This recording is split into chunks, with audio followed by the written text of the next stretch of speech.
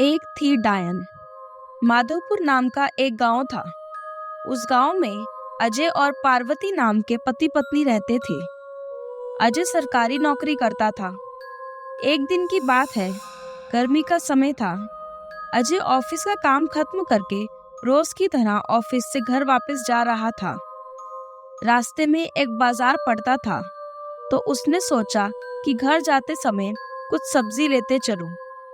तो उसे वहां खूब ताजी ताजी मछली दिखी और उसने खरीद ली। इसके अलावा और कुछ सामान लेने लगा।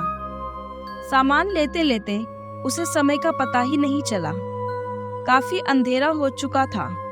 घर थोड़ा दूर था, तो उसने सोचा कि सीधे रास्ते से घर जाऊंगा तो काफी रात हो जाएगी, इसलिए आज जंगल के रास्ते से जाता हूँ, जल्दी पहुँच जाऊंगा।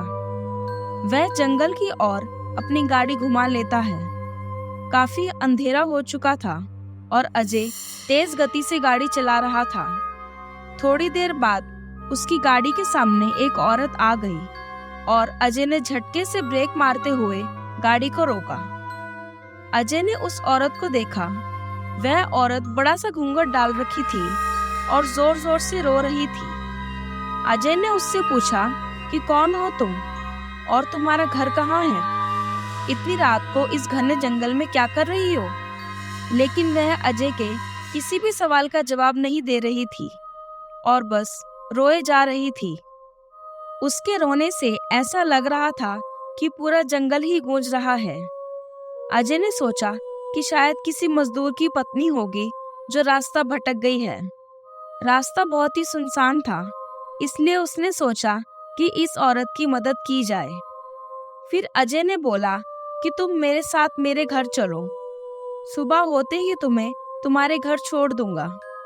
वह अजय के साथ घर चलने के लिए तैयार हो गई और गाड़ी में पीछे बैठ गई। रीति रिवाज के कारण उसने अपने सिर पर घूंघट डाल रखा था, जिसकी वजह से उसका चेहरा छुपा हुआ था।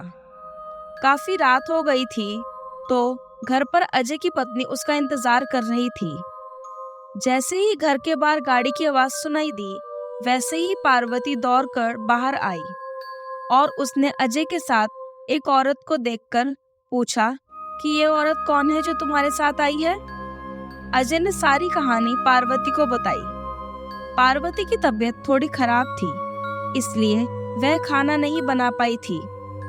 तो अजय ने बोला, तुम आराम करो, आज का खाना यही बना देगी। लेकिन पार्वती को उस औरत पर शक हो गया था। उसे लगा कि ये कोई साधारण औरत तो नहीं लग रही है, शायद यह कोई चोरनी होगी जो चालाकी से घर का सामान चुराने आई है। पार्वती ने इसे अपने रसोई घर दिखाया और बोली, मौसम बहुत खराब है, तुम जल्दी से खाना बना लो। इतना बोल के पार्वती अपने कमरे में चली गई और वह औरत बिना कुछ बोले रसोई में चली गई। थोड़ी देर बाद रसोई में से बहुत ही अजीब अजीब आवाजें आने लगी।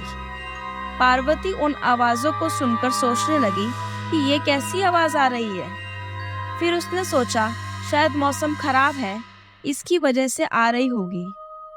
लेकिन उस औरत को लेकर उसका मन अभी भी शांत नहीं था। जब पार्वती 20 मिनट बाद दोबारा रसोई में गई, तो उसने देखा कि वह औरत अभी भी बैठी थी। पार्वती को यह देखकर बहुत गुस्सा आ गया और पार्वती चिल्लाकर बोली, अभी तक तुमने खाना बनाना शुरू भी नहीं किया, जल्दी बनाओ खाना, सबको भूख लगी है। उस औरत ने कुछ भी जवाब नहीं दिया और चुपचाप अपना चेहरा ढककर बैठी थी। पार्वती ने कितनी बार उसका चेहरा देखने की कोशिश की, लेकिन देख नहीं पा रही थी। पार्वती ने फिर उससे कहा, चलो अब जल्दी से खाना बना लो, अगर किसी भी चीज की जरूरत पड़ी तो मुझे बुला लेना। लेकिन फिर भी वह कुछ नहीं बोली। पार्वती को लगा कि शायद ये अनजान लोगों से डर रही है, इसलिए नहीं बोल रही है।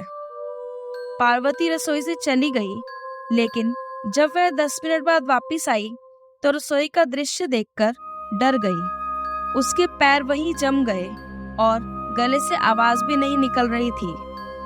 उसने देखा कि वह औरत रसोई घर के बीचों बीच बैठकर दोनों पैर फैलाकर कच्ची मछलियां खा रही थी। उसके सर पर भी घूंघट उतर चुका था और उसका चेहरा बेहद डरावना था। बाल बहुत बड़े बड़े और सफेद थे, नाखून भी बहुत काले थे। वो मछली खाने में इतनी व्यस्त थी कि पार्वती को देख ही नहीं रही थी। पार्वती उसे देखकर चिल्लाई नहीं कि कहीं वो ज्यादा खतरनाक रूप ना बना ले। पार्वती ने धीरे से एक थाली उठाई और चूल्हे में जलता हुआ कोयला उठाया और उसकी तरफ दौड़कर उस डायन के ऊपर गरम कोयला फेंक दिया।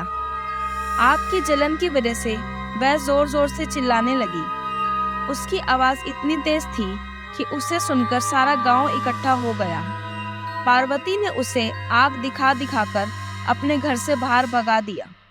वह आग के डर से सीधा जंगल की ओर भाग गई और फिर वापस उस गांव में कभी नहीं आई। ऐसी ही कहानी को सुनने के लिए हमारे चैनल को लाइक और सब्सक्राइब करें।